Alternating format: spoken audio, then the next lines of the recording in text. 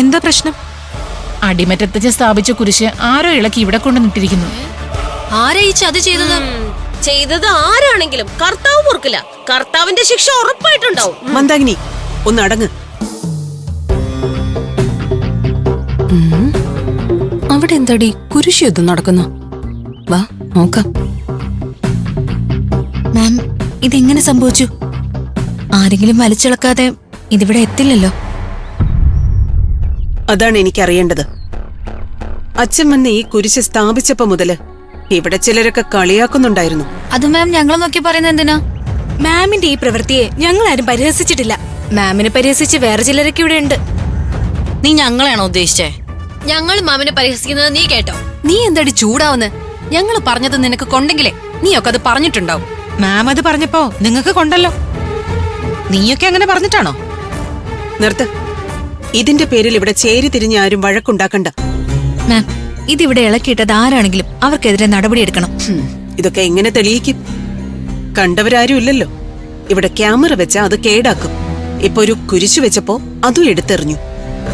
ഇതാരോ മനഃപൂർവ്വം ചെയ്തോ മാഡം? ഈ കുരിശ് ഇവിടെ ഉണ്ടായ ഇവിടെ ഗോസ്റ്റ് ഉണ്ടെന്ന് പറഞ്ഞ് പ്രചരിപ്പിക്കാൻ ചിലർക്ക് കഴിയില്ലല്ലോ. ആ പ്രചരണ വേല കൊഴിപ്പിക്കാനേ ഇവിടെ മാജിക്കും മന്ത്രമായിട്ട് നടക്കുന്നത് ആരാണെന്ന് എല്ലാവർക്കും അറിയാലോ. ഇത് ചെയ്തത് ആരാണെങ്കിലും ഇന്നല്ലെങ്കിൽ നാളെ എന്റെ മുന്നിൽ സത്യം തെളിയും. അന്ന് നടപടി ഉണ്ടാവും. ആരെങ്കിലും ഇത് ചെയ്യാതെ ഈ കുരിശ് സ്വയം ഇളകി പറന്നു വന്നിവിടെ വീഴില്ലല്ലോ. എന്തായാലും ഇതിൽ നിന്ന് ഞാൻ പിന്നോട്ടില്ല. എന്നെ ആർക്കും തോൽപ്പിക്കാനും ആവില്ല. നിങ്ങളൊക്കെ പിരിഞ്ഞു പോ. വാ, നമുക്ക് പോവാം.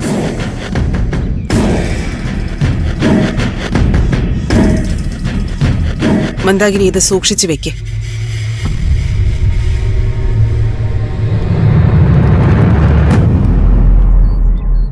പിള്ളേരെ, നിങ്ങൾ ഇന്നലെ രാത്രി അവിടെ ചുറ്റിക്കറങ്ങുന്ന കണ്ടല്ലോ. നിങ്ങളല്ലേ ഈ പണി ചെയ്തത്? അനാവശ്യം പറയരുത്. കുരിശി തൊട്ട് കളിച്ചത് ആരാണെങ്കിലും അവരനുഭവിക്കും. എന്റെ കർത്താവേ, ഈ ദ്രോഹം ചെയ്തവരുടെ മേൽ തീമഴ പെയ്യിക്കണേ. നിങ്ങൾ സൂക്ഷിച്ചോ. മന്ദാകിനിക്ക് നമ്മളെയാണല്ലോ സംശയം. അവരെ മിക്കവാറും തല്ലി കൊല്ലേണ്ടി വരും. അല്ലാതെ ഈ ബാധ ഒഴിഞ്ഞു പോവില്ല. ഓടി.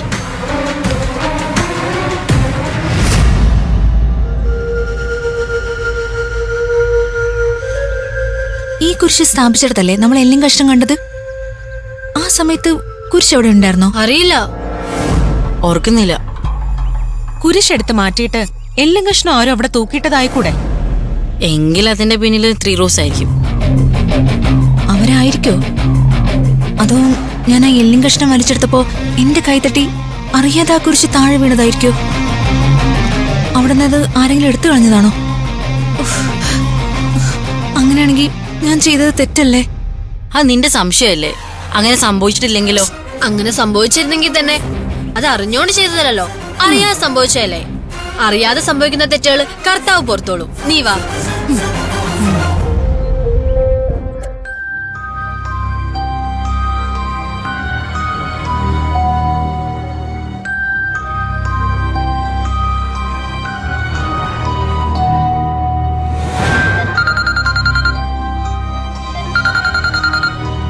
റോസ്മേരി ഹോസ്റ്റലിൽ നിന്നും റീനയാണല്ലോ. ഹലോ. ഈശോ മിശിഹായ്ക്ക് സ്തുതിയായിരിക്കട്ടെ അച്ചോ. എപ്പോഴും സ്തുതിയായിരിക്കട്ടെ. അച്ചോ, ഞാനിപ്പോ വിളിച്ചത് എന്താന്ന് വെച്ചാ, അവിടെ ഞാൻ സ്ഥാപിച്ച കുരിശ് സംരക്ഷിക്കാൻ റീനയ്ക്ക് കഴിഞ്ഞില്ല അല്ലേ? അച്ഛനിത് എങ്ങനെ അറിഞ്ഞു? മന്ദാകിനി അച്ഛനെ വിളിച്ചറിയിച്ചോ? ആരും വിളിച്ചറിയിച്ചതല്ല. റീനയുടെ ശബ്ദം കേട്ടപ്പോൾ അപശ്രുതി മനസ്സിലായി. ആരാണ് കുരിശിളക്കിയത്?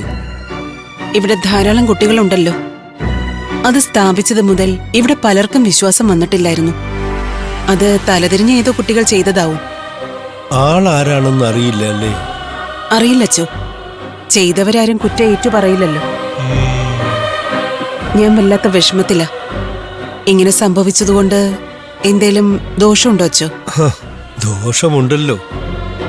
അതുകൊണ്ടാണ് അവിടെ ആ കുരിശ് സ്ഥാപിച്ചത്. റീനയുടെ ഈ കോൾ ഞാൻ പ്രതീക്ഷിച്ചാണ്. ഈ വിളി അല്പം വൈകിയെങ്കിലേയുള്ളൂ. മനസ്സിലായില്ല അച്ചോ. ഈ സംഭവം അവിടെ നടക്കേണ്ടത് തന്നെയാ.